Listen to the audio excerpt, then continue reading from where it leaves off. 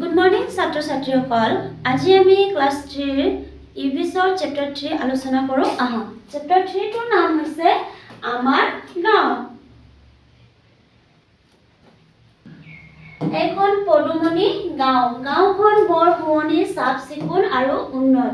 গাঁওবাসীয়ে ঘৰ দুৱাৰবোৰ বৰ আতুম টুকাৰিকৈ ৰাখে। ইয়াত খোৱা পানী, বিজুলী বাতি, পৰিবহণ আদি সুব্যৱস্থা আছে। বাট পথবোৰ পকী আৰু আহল বহল। এইখন কি গাঁও বুলি কোৱা আছে? পদুমনি গাঁও। এই গাঁওবাসীসকলে কি কৰে? তেওঁলোকৰ ঘৰ দুৱাৰখন অতি সুন্দৰকৈ বৰ আতুম টুকাৰিকৈ ৰাখে। ইয়াত খোৱা পানী, বিজুলী বাতি, পৰিবহণ আদিৰ কি আছে বুলি কৈছে? সুব্যৱস্থা আছে। আৰু এখন গাঁৱৰ ৰাস্তা পদূলি কেনেকুৱা? পকী আৰু আহল বহল, হয় না? চোৱা, গাঁওখনত এখন আদৰ্শ বিদ্যালয় আছে। বিদ্যালয়খনত পঢ়া শুনা আৰু খেলা ধূলা কৰিবলৈ যথেষ্ট সুবিধা আছে। এই গাঁওখনত আৰু কি আছে বুলি কৈছে? আদৰ্শ বিদ্যালয় আছে, হয় না? এই বিদ্যালয়খনত পঢ়া শুনা আৰু খেলা ধূলা কৰিবলৈ যথেষ্ট সা সুবিধা আছে বুলি কোৱা হৈছে। ছাত্ৰ ছাত্ৰীসকল পঢ়া শুনা, ছবি আঁকা, নৃত্য গীত পৰিৱেশ কৰা আৰু খেলা ধূলাত বৰ আগ্ৰহ। বিদ্যালয়ৰ শিক্ষক আৰু ছাত্ৰ ছাত্ৰীসকলৰ মাজত মধুৰ সম্পৰ্ক আছে। ইয়াত কি বুলি কোৱা হৈছে?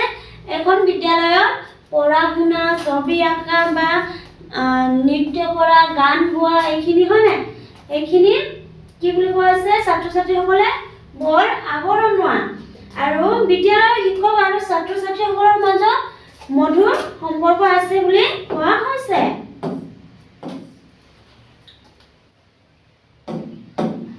ছাত্ৰ ছাত্ৰীসকল বিদ্যালয়ত নিয়মীয়াকৈ উপস্থিত থাকে।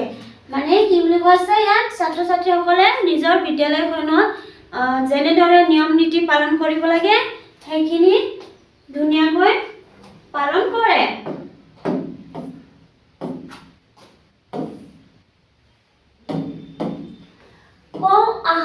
তোমালোকৰ বিদ্যালয় আৰু পদুমনি গাঁৱৰ বিদ্যালয়খনৰ মাজত কি কি পাৰ্থক্য দেখিছা? বিদ্যালয়ৰ পৰা অলপ আঁতৰত এটা ৰাজহুৱা পুথিভঁৰাল আছে। পুথিভঁৰালত পঢ়া শুনা কৰিবৰ বাবে যথেষ্ট সংখ্যক গল্প, কবিতাৰ কিতাপ, আলোচনী আদি আছে। ইয়াত কি বুলি কোৱা হৈছে? পদুমনি গাঁৱৰ বিদ্যালয় আৰু তোমালোকৰ নিজৰ বিদ্যালয়খনত কি কি পাৰ্থক্য দেখা তোমালোকে ধুনীয়াকৈ বহীত লিখিবা। সকলো বিদ্যালয় কি হয়? বেলেগ বেলেগ থাকে, হয় নাই? কিছুমানৰ বিদ্যালয়ৰ ওচৰত পুথিভঁৰাল থাকিব পাৰে, কিছুমানৰ অলপ দূৰত থাকিব পাৰে। সেইখিনি তোমালোকে নিজে পাৰ্থক্যখিনি লিখি ল'বা। আৰু কি বুলি কোৱা আছে ইয়াত? বিদ্যালয়ৰ পৰা পদুমনি গাঁৱৰ বিদ্যালয়খনৰ পৰা অলপ আঁতৰত কি আছে বুলি কোৱা আছে? এটা ৰাজহুৱা পুথিভঁৰাল। পুথিভঁৰালত পঢ়া শুনা কৰিবৰ বাবে যথেষ্ট সংখ্যক গল্প, কবিতা কিতাপ, আলোচনী আদি ইত্যাদি আছে বুলি কোৱা হৈছে। ছাত্ৰ ছাত্ৰীসকলে বিদ্যালয়ৰ পুথিভঁৰালত নথকা কিতাপবোৰ এই ৰাজহুৱা পুথিভঁৰালটোলৈ গৈ পঢ়ে। এতিয়া কি বুলি কোৱা আছে? ছাত্ৰ ছাত্ৰীসকলৰ যিখিনি কিতাপ বিদ্যালয়ত নাথাকে সেইখিনি তেওঁলোকে কি কৰে? ৰাজহুৱা পুথিভঁৰালটোলৈ গৈ তাতে পঢ়ে। এই কিতাপবোৰ পঢ়ি বহুত নজনা কথা জানিব পাৰে। প্ৰয়োজনত সিহঁতে কিতাপ ঘৰলৈ আনি পঢ়ে আৰু সময়মতে ঘূৰাই দিয়ে। তাৰপিছত কি বুলি কোৱা আছে? এই কিতাপবোৰ পঢ়িলে কি হয়? বহুত নজনা কথাখিনিও আমি জানিব পাৰোঁ। তাৰপিছত কি বুলি কোৱা হৈছে? পুথিভঁৰালৰ পৰা কিছুমান কিতাপ ঘৰলৈ নি যাব পাৰে, হয় নাই? তাত সিহঁতৰ টাইম টেবুল থাকে, সেইখিনি কি কৰে? পালন কৰিব লাগে। কিছুমানক এসপ্তাহৰ কাৰণে দিয়া হয়, কিছুমানক 15 দিনৰ কাৰণে হোৱা হয়। সেই দিনটোত কি কৰিব লাগিব? ঘূৰাই দিব লাগিব। চোৱা, গাঁওখনত এখন ডাঙৰ চৰকাৰী চিকিৎসালয় আছে। চিকিৎসালয়খনত ৰোগীৰ চিকিৎসাৰ বাবে পৰ্যাপ্ত ডাক্তৰ আৰু নাৰ্ছ আছে। এতিয়া কি বুলি কোৱা আছে? পদুমনি গাঁৱত এখন চৰকাৰী চিকিৎসালয় আছে, হয় নাই? এই চিকিৎসালয়ত ৰোগীৰ চিকিৎসাৰ বাবে কি থাকে? ডাক্তৰ আৰু নাৰ্ছ আছে বুলি কোৱা হৈছে। চিকিৎসালয়খনত ৰোগীৰ চিকিৎসাৰ বাবে উন্নত যন্ত্ৰ পাতিকে ধৰি সকলো সা সুবিধা আছে। এতিয়া কি বুলি কোৱা হৈছে? চিকিৎসালয়ত ৰোগীৰ চিকিৎসাৰ বাবে কি আছে বুলি কৈছে সকলো উন্নত যন্ত্ৰপাতি আছে বুলি মানে সুবিধা আছে বুলি কোৱা হৈছে এতিয়া চোৱা পদুমনি গাঁৱত এটা ডাকঘৰ আছে ডাকঘৰৰ চিঠি পত্ৰবোৰ ৰঙা ডাক গাড়ীত অনা নিয়া কৰা হয় এতিয়া পদুমনিৰ গাঁৱত আৰু কি আছে বুলি কৈছে ডাকঘৰ হয় না আমাৰো কিছুমানৰ হয়তো গাঁৱত ডাকঘৰ থাকে বা অলপ দূৰত থাকে হয় না পদুমনিৰ গাঁৱতো এনেদৰে এটা ডাকঘৰ আছে আৰু ডাকঘৰৰ চিঠি পত্ৰবোৰ নিয়া গাড়ীৰ ৰংটো কেনেকুৱা বুলি কোৱা হৈছে ৰঙা ডাক গাড়ীত অনা নিয়া হয় ডাকঘৰৰ চিঠি পত্ৰ বিলোৱা মানুহজনক ডাকুৱাল বা পোষ্টমেন বোলে ইয়াত টকা পইচাৰো আদান প্ৰদান কৰা হয় এতিয়া ডাকঘৰৰ কি বুলি কোৱা আছে ডাকঘৰৰ চিঠি পত্ৰ অনা নিয়া বা বিলোৱা মানুহক কি বুলি কোৱা হয় ডাকুৱাল বা পোষ্টমেন বুলি কোৱা হয় আজিকালি প্ৰায়ভাগে কি বুলি কোৱা হয় পোষ্টমেন বুলি কোৱা হয় না ইয়াত টকা পইচাৰো আদান প্ৰদান কৰা হয় চোৱা অঞ্চলটোৰ শান্তি শৃংখলা ৰক্ষা কৰিবৰ বাবে পদুমনি গাঁৱৰ এখন আৰক্ষী চকী আছে আৰক্ষীয়ে যান বাহনো নিয়ন্ত্ৰণ কৰে এতিয়া পদুমনি গাঁৱত আৰু কি আছে বুলি কোৱা হৈছে আৰু এখন আৰক্ষী চকী আছে বুলি কোৱা হৈছে হয় না আৰক্ষী চকীয়ে যান বাহনো কি কৰে নিয়ন্ত্ৰণ কৰে বিদ্যালয় পুথিভঁৰাল চিকিৎসালয় ডাকঘৰ আৰক্ষী চকী বেংক আদি একোটা অনুষ্ঠান প্ৰতিষ্ঠান আমাৰ প্ৰয়োজনীয় বিভিন্ন কাম কাজ এই অনুষ্ঠান প্ৰতিষ্ঠানবোৰৰ যোগেদি কৰোঁ এতিয়া কি বুলি কোৱা হৈছে বিদ্যালয় পুথিভঁৰাল চিকিৎসালয় ডাকঘৰ সেইখিনি আমাৰ কি বুলি কৈছে প্ৰয়োজনীয় হয় না বিভিন্ন প্ৰয়োজনীয় কাম কাজবোৰ আমি কি কৰোঁ আমি পঢ়া শুনা কৰিবলৈ বিদ্যালয়ত যাওঁ যদি বিদ্যালয়ত কিছুমান কিতাপ থাকিব নোৱাৰে নাথাকে তেন্তে আমি পুথিভঁৰালত যাওঁ হয় না আমি বেমাৰ হ'লে চিকিৎসালয়ত যাওঁ আৰু চিঠি পত্ৰ দিবলৈ হ'লে ডাকঘৰলৈ যাওঁ সেইখিনি কি আছে আমাৰ প্ৰয়োজনীয় অনুষ্ঠান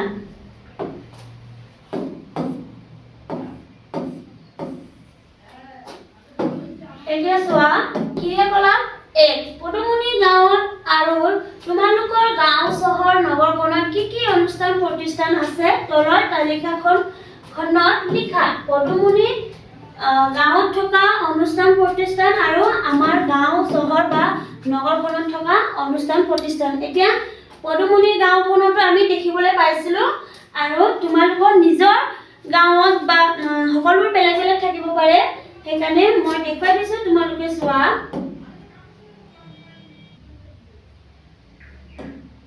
ইয়াত চোৱা পদুমনি গাঁৱত থকা অনুষ্ঠান প্ৰতিষ্ঠান পদুমনি গাঁৱত কি আছে বিদ্যালয় আছে পুথিভঁৰাল চিকিৎসালয় ডাকঘৰ আৰু আৰক্ষী চকী এতিয়া আমাৰ গাঁৱত থকা হয় না তোমালোকৰ গাঁৱতো থাকে চোৱা তোমালোকৰ গাঁৱত মানে সকলোৰ বেলেগ বেলেগকে থাকে হয় না তোমালোকে নিজৰ ধৰণে লিখি ল'বা বিদ্যালয় পুথিভঁৰাল চিকিৎসালয় ডাকঘৰ আৰক্ষী চকী আৰু বেংক আৰু বহুত ধৰণৰ এনেদৰে থাকিব পাৰে তোমালোকে লিখি ল'বা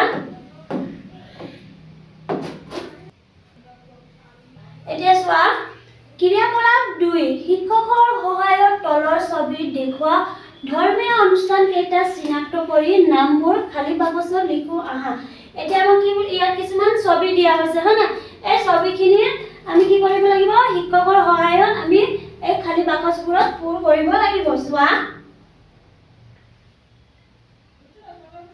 এই প্ৰথম ছবিটো হৈছে মন্দিৰ এয়া দিয়া আছে মন্দিৰ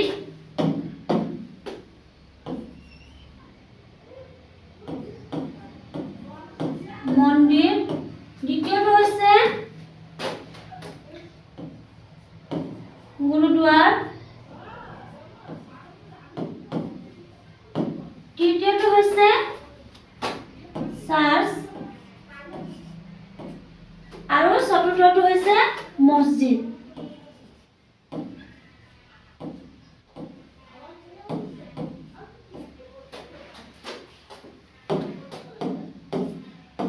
চোৱা প্ৰথম আছে মন্দিৰ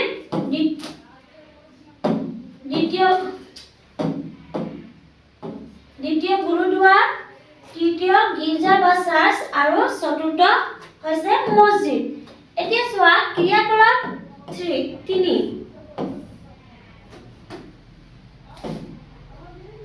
ক্ৰিয়াকলাপ 3 হাতৰ ভাঙা। কিতাপ আছে হাৰি হাৰি নহয় কিন্তু পঢ়া আলি। গল্প কবিতা ছবিৰ কিতাপ ক'ত আছে আলোচনী।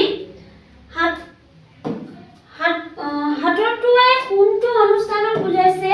এতিয়া চোৱা কিতাপ আছে হাৰি হাৰি নহয় কিন্তু পঢ়াশালী। এতিয়া আমি পঢ়াশালী বুলি ক'লে কি হওক বেছি মনত পৰো বিদ্যালয় হয় না, কিন্তু ইয়াত কিহৰ কথা কোৱা হৈছে পুথিভঁৰাল। এতিয়া চোৱা লিখো আহা তোমালোকৰ বাস কৰা গাঁও চহৰ নগৰখনৰ নাম কি কি। এতিয়া আমি বাস কৰা গাঁওখনৰ নাম হৈছে চিলাপথাৰ।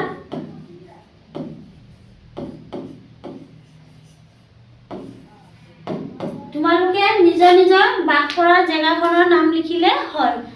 কিছুমানে যোৰহাটত থাকিব পাৰে হয় নে, কিছুমানে ধেমাজিত থাকিব পাৰে। নিজৰ নিজৰ গাঁও বা চহৰ নগৰখনৰ নাম লিখিলে হ'ল।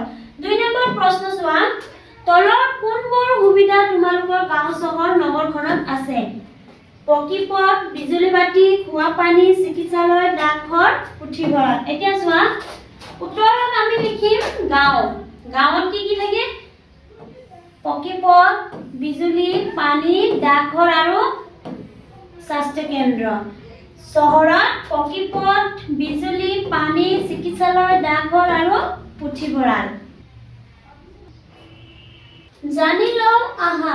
প্ৰথমত দিয়া হৈছে ওচৰা ওচৰিকৈ বাস কৰা কেইটামান পৰিয়ালৰ সমষ্টিয়ে হ'ল চুবুৰী। এতিয়া কি বুলি কোৱা হৈছে ওচৰা ওচৰি বাস কৰা কেইটামান সমষ্টিয়ে হ'ল কি বুলি কোৱা হৈছে চুবুৰী।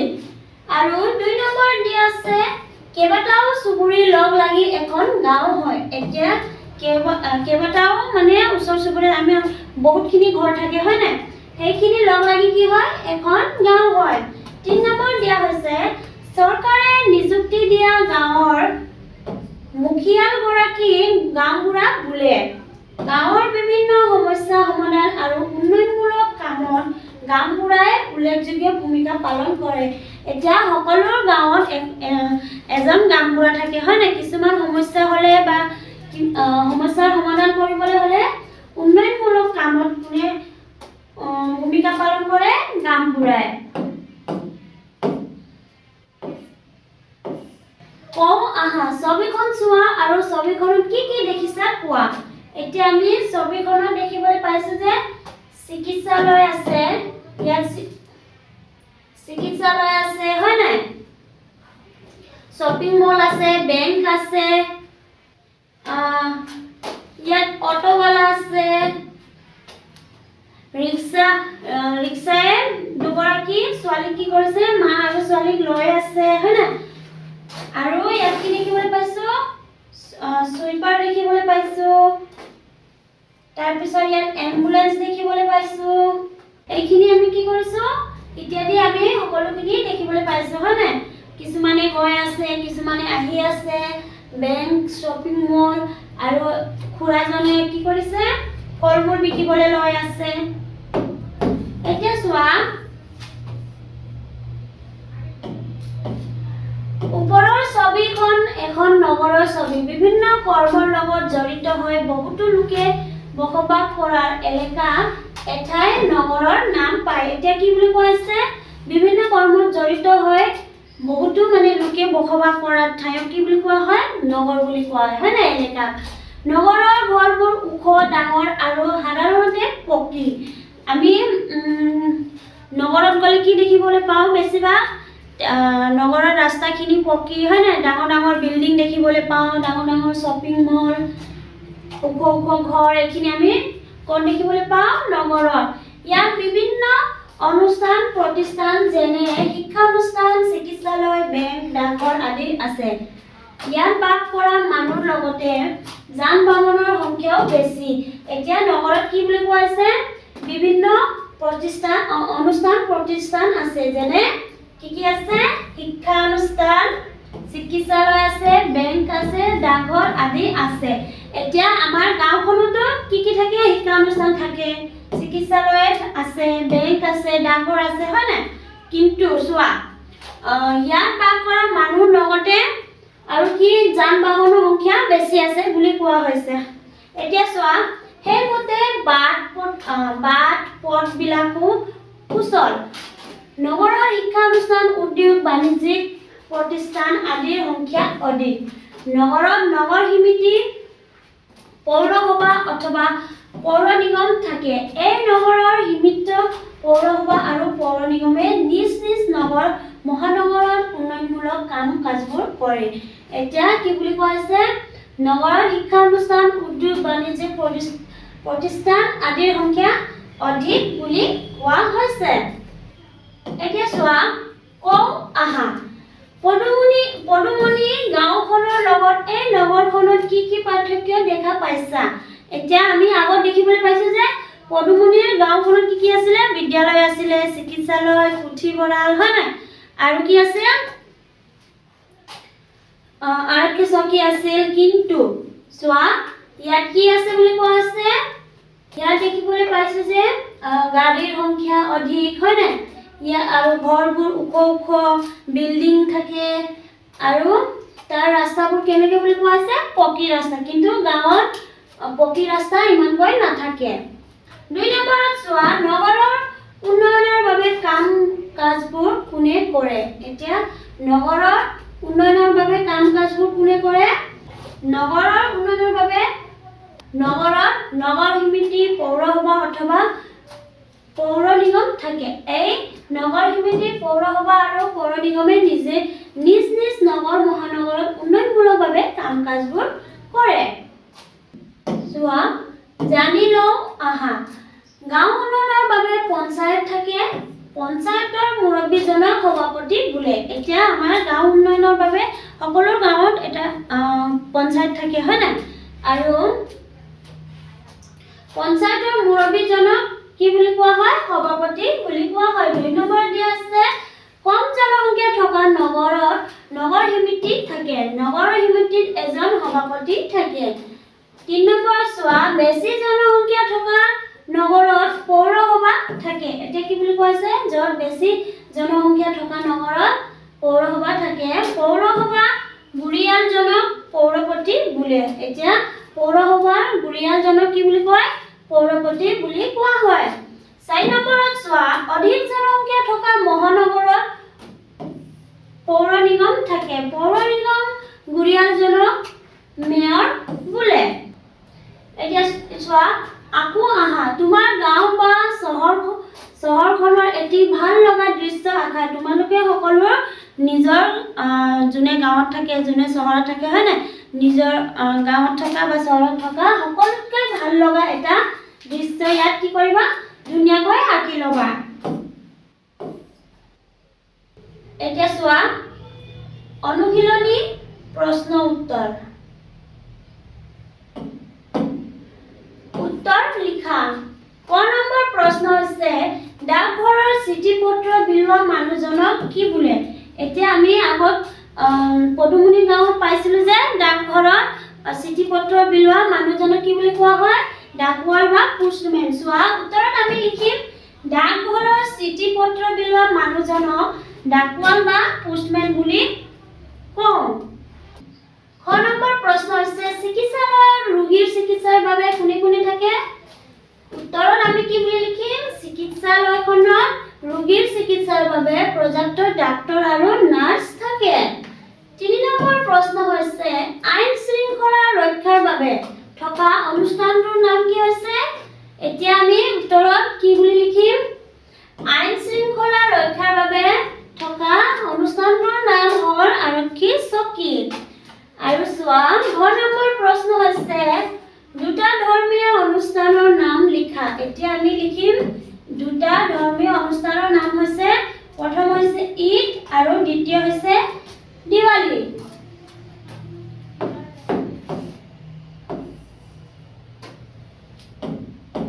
চোৱা 2 নম্বৰ প্ৰশ্ন হৈছে ক অংকত কিছুমান অনুষ্ঠান প্ৰতিষ্ঠানৰ নাম আৰু খ অংকত তাত আগবঢ়োৱা সেৱাৰ বিষয়ে খেলিমেলিকৈ দিয়া হৈছে কোনটো অনুষ্ঠানত কি সেৱা আগবঢ়োৱা হয় আস্থানি মিলোৱা। এতিয়া আমি কি কৰিব লাগিব, বিদ্যালয়ত কি কৰে, চিকিৎসালয়ত কি কৰে, ডাকঘৰত কি কৰে, হয় না, আৰু পিছত কি কৰে, পুথিভঁৰালত কি কৰে, সেইখিনি ইয়াত দিয়া হৈছে আৰু এইখিনি আমি কি কৰিব লাগিব, আস্থানি মিলাব লাগিব। চোৱা প্ৰশ্ন হৈছে ইয়াত চোৱা বিদ্যালয় অংকুৰ দিয়া হৈছে বিদ্যালয়। বিদ্যালয়ত আমি কি কৰো, পঢ়া শুনা খেলা ধূলা আদি কৰা হয়। চিকিৎসালয়ত কি কৰে, ৰোগীৰ চিকিৎসা হয়। ডাকঘৰ চিঠি পত্ৰ অনা নিয়া আৰু টকা পইচা আদান প্ৰদান কৰা। আৰক্ষী চকী শান্তি শৃংখলা ৰক্ষা কৰে। আৰু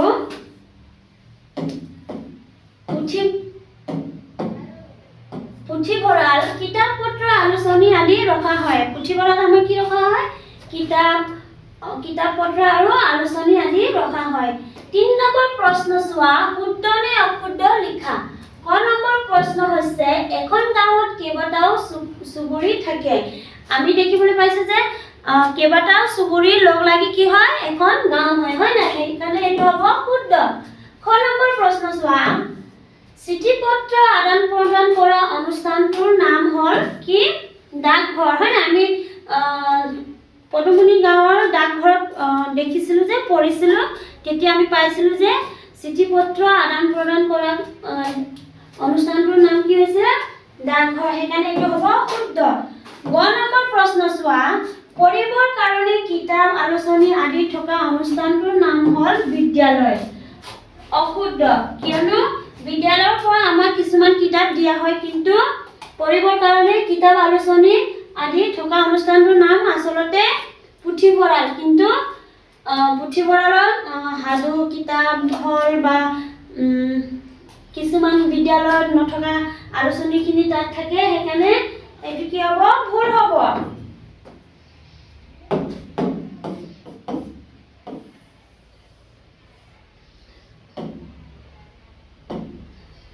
ঘ নম্বৰ প্ৰশ্ন হৈছে এটা চুবুৰীত মাত্ৰ এটাহে পৰিয়াল থাকে।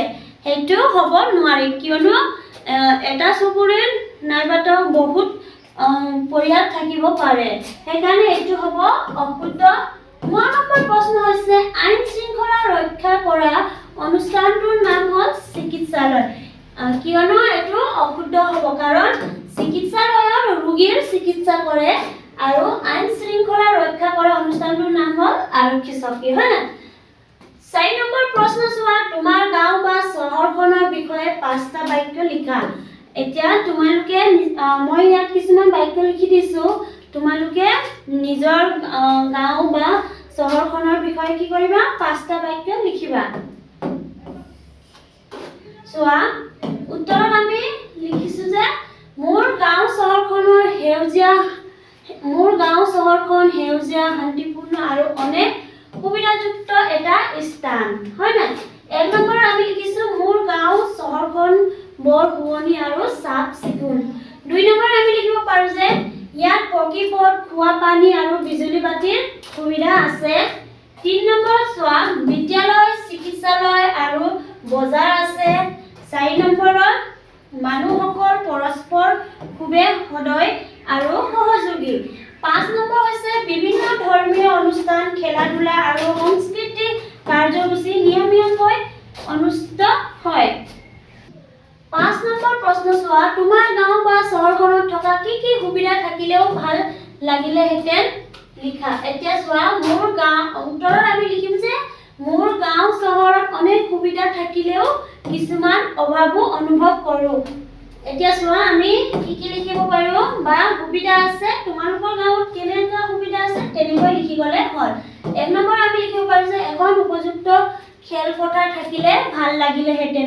হয়তো কিছুমান সকলৰ গাঁও বা চহৰত খেলপথাৰ আছে, কিছুমানৰ তাত নাই। ২ নম্বৰত লিখিব পাৰো নিয়মীয়াকৈ বাছ যাতায়াতৰ ব্যৱস্থা থাকিলে সুবিধা হ'ব। ৩ নম্বৰত এখন ভাল পুথিভঁৰাল থাকিলে ভাল আছিল। আৰু ৪ নম্বৰত লিখিম সৰু সুৰা চিকিৎসাৰ বাবে উন্নত স্বাস্থ্য কেন্দ্ৰ থাকিলে ভাল আছিল। আৰু ৫ নম্বৰত লিখিম পথবোৰ অধিক বিজুলী বাতি থাকিলে ৰাতিৰ যাতায়াত সহজ হ'লেহেঁতেন। সেইবোৰ আমাৰ কি হৈছে আৰু আমাৰ যিমান আমাৰ সুবিধা আছে আৰু সুবিধা লাগিলে মানে আমি এইখিনি কথা ক'ব পাৰোঁ বা লিখিব পাৰোঁ। ছাত্ৰ ছাত্ৰীসকল, আজিৰ ক্লাছটো আমি ইয়াতে সামৰণি মাৰিছোঁ। ধন্যবাদ।